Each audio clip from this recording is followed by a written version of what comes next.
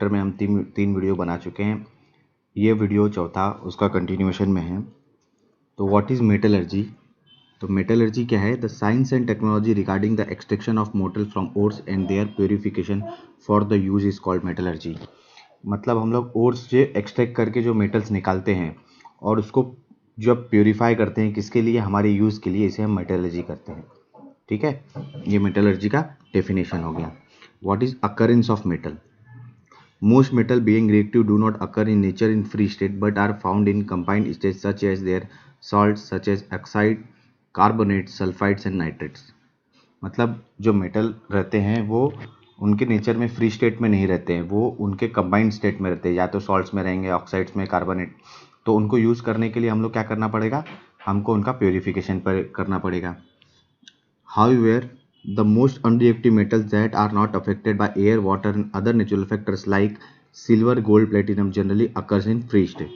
मतलब जो ये हो गया सिल्वर हो गया, गोल्ड हो गया, प्लेटिनम हो गया, ये क्या होते हैं? ये उनके फ्री स्टेट में पाए जाते हैं। ठीक है। और the compounds of metal that occur in nature along with the impurities और कॉल्ड मिनरल्स। तो मिनरल क्या होते हैं? जो मेटल्स किसके साथ रहते हैं? मेटल्स किसके साथ रहते हैं? इम्प्योरिटीज के साथ। किसके साथ? इम्प्योरिटीज के साथ। तो उन्हें हम क्या करते हैं? मेटल्स प्लस इम्प्योरिटीज अगर हो गया तो उन्हें हम क्या करते हैं? उन्हें हम दोस्तों मिनरल्स कहते हैं। तो मिनरल्स क्या होता है? जो मेटल वो नेचर में किसके साथ रहते हैं? इम्प्योरिटीज के साथ रहते हैं, उन्हें हम मिनरल्स कहते हैं।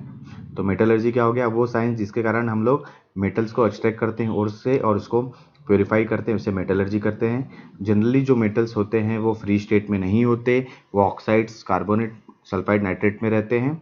ओके। और जो मेटल एयर, वाटर और अदर नेचुरल फैक्टर से अफेक्ट नहीं करते, कौन कौन से हैं? अपने सिल्वर, गोल्ड और प्लेटिनम। ये आपको समझ में आ गया? चलिए आगे चलते हैं। The minerals from which the metals can be separated economically are called ores। ठीक है। तो ores से जो मिनरल्स हम सेपरेट कर सकते हैं, कैसे? इकोनॉमिकली। इकोनॉमिकली मतलब कम पैसे में, नहीं तो हमारा मेटल्स का कोई फ़ायदा नहीं होगा। तो जिसको हम सेपरेट कर सकते हैं उन्हें हम ओर्स कहते हैं। Ores contains many type of impurities such as soil, sand and rocky substance along with the metal compounds। Metal के साथ क्या क्या रहता है? सॉइल हो सकता है, सैंड हो सकता है, रॉकी सब्सटेंस हो सकते हैं। These impurities are called गैंग्यू। In impurities को हम लोग क्या कहते हैं? इन इम्प्योरिटीज़ को हम गैंग्यू कहते हैं। Metals can be extracted from their ores by means of various method of separation. The process of extraction metal impure state from the ores is also part of metallurgy.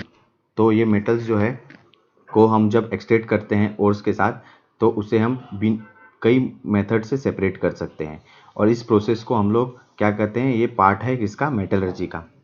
Ores are taken out from mines and the gangue is usually separated from the ores at the site itself for various method. Then the ores are carried out at the place where metals are produced. These metals are extracted in pure form. Then metals are further purified by different method of purification. This entire process is called metallurgy। सबसे पहले हम ores को निकालते हैं और गैंग्यू को उसके side पे ही अलग करते हैं डिफरेंट मेथड से। फिर उससे क्या होता है? मेटल प्रोड्यूस होता है, और ये मेटल किस प्योर फॉर्म में रहते हैं। तो इन जब मेटल को आगे और भी प्योरीफाइड करते हैं तो इस पूरे प्रोसेस को हम लोग क्या कहते हैं? मेटलर्जी कहते हैं। तो बेसिक प्रिंसिपल ऑफ मेटलर्जी। तो प्योर मेटल को हम लोग ओर से निकालने के डिफरेंट स्टेज है। पहला स्टेज क्या है? Concentration of ores. The process of separating gangue from the ores is called concentration of ores. तो गैंग्यू किसे बोलते हैं? जहाँ पे लिखा है soil, sand and rocky substance को हम लोग गैंग्यू कहते हैं। तो इनको सेपरेट करने के लिए हम लोग के पास प्रोसेस होता है, उसे कहते हैं concentration of ore. In this process are the concentration of the compound of the desired metal is increased. Various methods are used for this purpose. However, exact way to be depend upon the physical properties of the metal present in the ore and the gangue। तो हम लोग क्या करते हैं कि जो compound है metal का, उसे हम ज़्यादा करते हैं, उसमें और मेटल डाल के। तो इसके लिए बहुत सारे मेथड यूज़ करते हैं। तो उसमें कौन सा मेथड यूज़ करना है वो डिपेंड किस पे करता है? वो डिपेंड करता है फिजिकल प्रॉपर्टीज ऑफ मेटल, वो जो मेटल की फिजिकल प्रॉपर्टी है। It also depends on the reactivity of the metal and the facilities available for the purification. Okay, various factors that could be responsible for the environment pollution are also considered. Some general method for the concerns or of ores are as follows. ठीक है, ये depend करता है कि वो metal का reactivity क्या है और क्या क्या हमारे पास फैसिलिटीज़ है उसको प्योरीफाई करने के लिए। और ये सब करते समय हमें इन्वायरमेंट पॉल्यूशन का भी ध्यान में देना है। तो आइए देखते हैं कि कुछ मेथड्स क्या हैं। ओके, सबसे पहला separation based on gravitation. Gravitation मतलब ग्रेविटी के आधार पर। ग्रेविटी के आधार पर मतलब क्या होगा, जो भारी पार्टिकल रहेगा वो क्या होगा, नीचे हो जाएगा। ठीक है, ये देखिए, the heavy particles of ores can be easily separated from the light particles of gangue by the gravitational method. The process to carry out this separation are as follows. ठीक है, तो ग्रेविटेशन के आधार पर जब हम लोग process करते हैं, ओर्स को मेटल से अलग करते हैं, तो उसके लिए डिफरेंट मेथड है। पहला मेथड क्या है, gravitational method, Wilfley table method. क्या है देखिए, in this method of separation the Wilfley table is made by fixing narrow and thin wooden riffles on inclined surface. ये देखिए, ये इंक्लाइंड सरफेस है, उसके ऊपर हम लोग ने क्या किया है, ये वुडन प्लेट लगा दिए हैं। ठीक है, the table is kept vibrating continuously, powders are obtain from lumps of the ore or using ball mill is poured on the table and stream of water is also released from the upper side। हम लोग क्या करते हैं, इसको vibrate करते रहते हैं, इसको वाइब्रेट करते रहते हैं। वाइब्रेट करने के कारण क्या होता है कि जो ओर्स रहते हैं उसके एकदम स्मॉल पार्टिकल कर देते हैं, और ऊपर से हम लोग उसमें क्या डाल रहे हैं, उसमें से ऊपर से हम लोग उसमें वाटर भी डालते रहते हैं। तो उसके कारण क्या होता है, powders are obtained from lumps of the ore using ball mill is poured on the table and stream of water is also released from the upper side. As a result, the lighter gangue particles are carried away along with the flowing water, while the heavier particle, in which proportion of mineral is more and proportion of gangue, are blocked by the wooden riffles and get collected on the slits between। इसमें क्या होता है कि इसमें जो गेंग्यू के साथ जो पानी निकलता है, वाटर मिक्स करते हैं, वो वाटर अगर गेंग्यू जो है वो कम फॉर्म में है तो उसके साथ वो क्या होता है, बह के वाटर के साथ निकल जाता है। और जो हैवी पार्टिकल रहता है जिसमें मिनरल ज़्यादा रहता है, गेंग्यू लेस रहता है, वो ये जो ब्लॉक, ये जो रिफल्स है, ये देखिए, ये रिफल है, ये रिफल्स है, ये रिफल्स है, ये रिफल्स है, इसमें वो क्या हो जाते हैं, इसमें वो अटक जाते हैं, इसमें वो ब्लॉक कर जाते हैं। तो इस मेथड से हम लोग क्या करते हैं, हम लोग सिल्ट से हम लोग मिनरल निकाल सकते हैं। दूसरा क्या है, hydraulic separation method। The hydraulic separation method is based on the working of a mill। There is tapering vessel similar to that used in grinding mill। It opens in a tank-like container that is tapering on the lower side। The tank has an outlet for the water on the upper side and water inlet on the lower side। ठीक है, तो इसमें क्या है, एक hydraulic separation method में हम लोग वाटर का इस्तेमाल करते हैं, जैसे कि हमारा एक मिल काम करता है। जैसे ये देखिए, यहाँ पे दिखाया हुआ है, इसमें हम लोग क्या किया है, हम लोग ने यहाँ पे एक ये जो वहाँ पे ओर डाला है, पाउडर ओर डाला है, इसमें वाटर रहता है। वाटर होने के कारण क्या होता है, जो पानी के साथ जो ओर्स है वो कहाँ हो जाते हैं, जो एकदम पतले फॉर्म में, वो इधर इसके थ्रू आउटलेट में निकल जाते हैं। और जो हमारा कंसनट्रेटेड ओर है वो इस जो दोनों के बीच में जो जगह है, यहाँ से ये इधर से हमारा वो निकल दिया जाता है। ओके, तो finally ground ore is released in the tank। A forceful jet of water is introduced in the tank from the lower side। Gangue particles are lighter and therefore they flow out along with the water jet from the outlet on the upper side of the tank and get collected simply।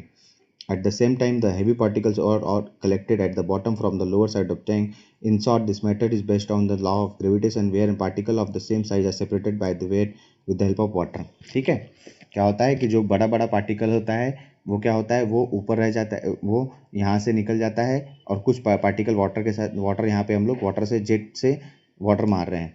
तो हम लोग इसमें क्या करते हैं दोस्तों, यहाँ पे फोर्स से वाटर डालते हैं, ऊपर से ओर डालते हैं, दोनों मिक्स हो जाता है। मिक्स होने के बाद जो लाइटर पार्टिकल है गेंगू के साथ यहाँ निकलता है, और जो मिनरल्स होता है ये यहाँ पे हमारा कंसनट्रेट कर जाता है। इस सेपरेशन मेथड को हम लोग क्या बोलते हैं, हाइड्रोलिक सेपरेशन मेथड। अब दूसरा सेपरेटर मेथड है magnetic separation method.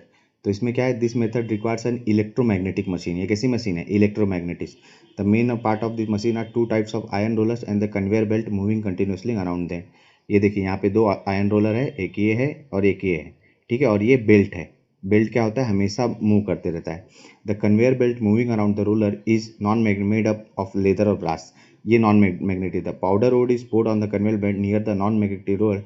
Two collector vessels are produced below the magnetic roller।